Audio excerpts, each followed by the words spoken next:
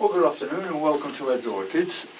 Today I'm just going to give them a flush with some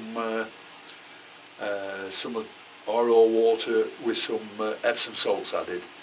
Now I've added the Epsom salts and they're at a ppm of, I think it was 198. And look, the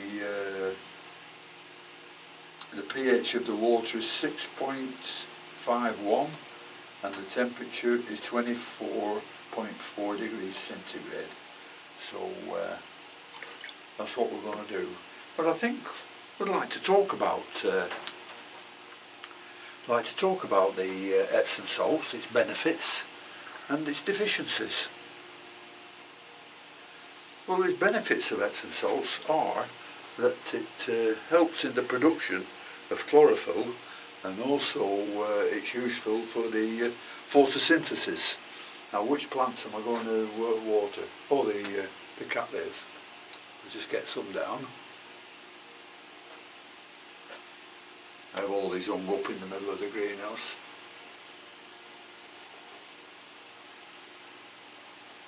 Yeah, there's quite a few benefits of Epsom salts, because as you know, Epsom salts is magnesium sulfate, and it contains the magnesium, which you've got to have for the plants, and you've also got to have the sulfur from the sulfate, which is also beneficial.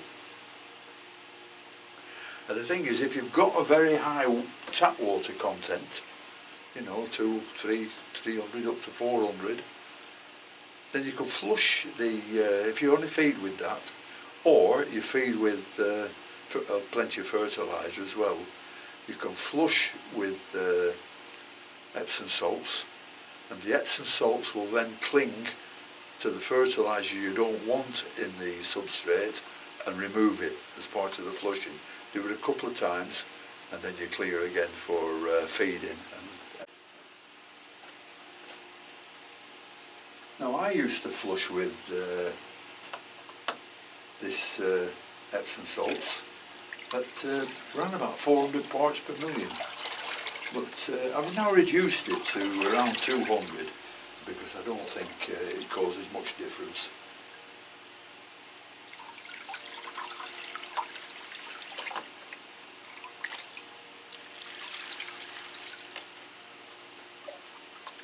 I'll flush it like this, and then I will take the parts per million of the water I'm using for the mould, and we'll see how much it's put in. It should have gone up quite considerably, I think, but if it hasn't, it shows that the plants are now using all the nutrients up. That one's the Mahina Hero. You don't want me to name them all. I'll just water them.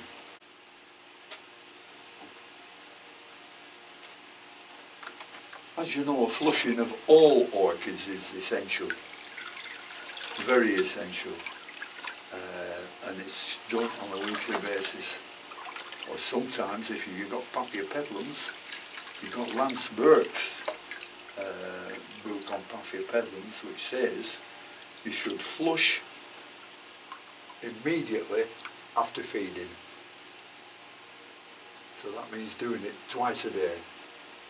Makes sense, of course, you know, because bats only live in the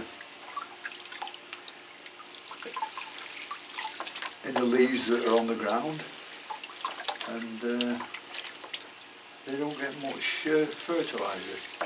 So he just says just remove as much fertiliser as you can.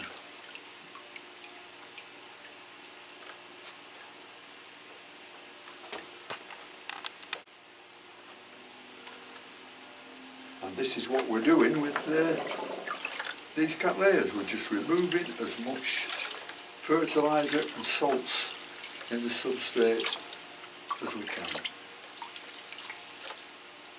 You know, the beauty about it, the clinging to the unwanted salts, this magnesium, and getting rid of it.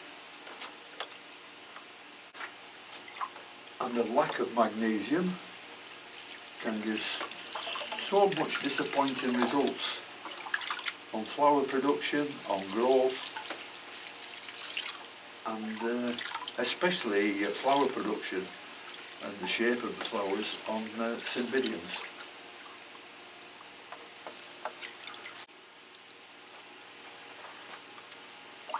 Now sulfur in the magnesium sulfate is quite a different proposition.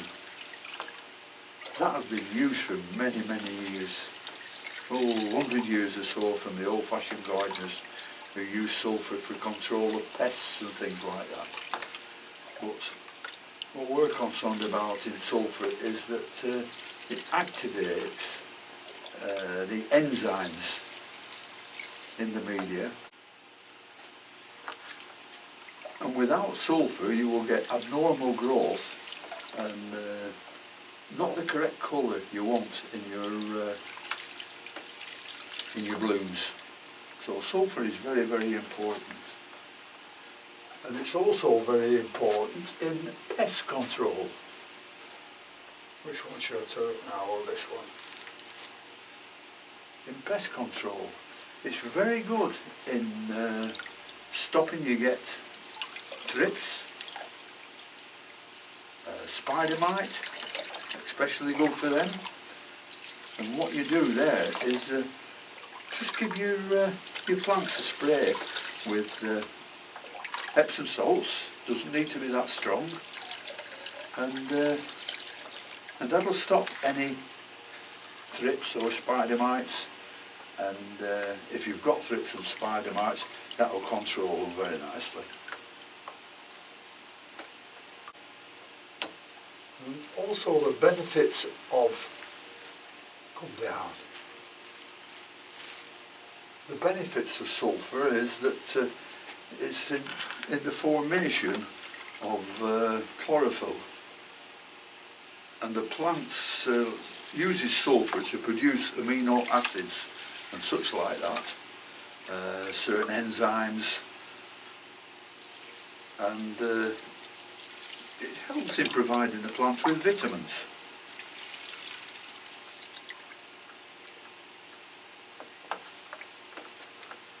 Now, what are the deficiencies? Sulfur, if I can remember.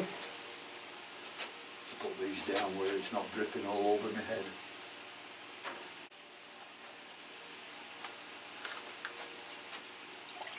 Now, a deficiency in sulfur is similar to a deficiency in nitrogen.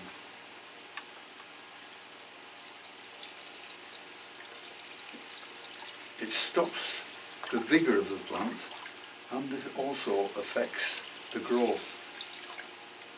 Deficiency can occur when the pH is far too high, which stops the sulfur doing its job properly. So keep your pH sort of acid in, which, well, if you're using RO water and just using Epsom salts to flush, then it will be acid. Probably go down to, like mine, between 6 and 6.5. Now I've noticed a lot of growers, especially of cattleyas, use volcanic rock as the medium. Well, I wonder if they knew that volcanic rock is really an ultimate source of sulfur, and I'm wondering why, if this is the reason why the plants do very well on volcanic rock. Well, I suppose that's all I've got for you today. 2 cattleyas in front of you that I've just watered, and I don't know whether I've mentioned it or not, but another way you can tell whether you're getting short of magnesium is that the outer edges of the older leaves start going yellow. If the newer leaves start going yellow, it could be a sign of the lack of sulfur. And if the veins in the leaves are going yellow, it could be a lack of iron. Anyhow, I've done tested the runoff water for the with the parts per million, and I think I started, if I can remember, about 198, and this is 258 with when I've flushed all the cat layers. So as I said before, this is about all I can do for you today. If you've enjoyed it, please give it a thumbs up, and if you haven't subscribed to me, I wish you could do. And if you've enjoyed this, I may do another one tomorrow of the benefits and deficiencies of other nutrients. So thank you very much for watching. Until next time, I'll see you all later. Bye.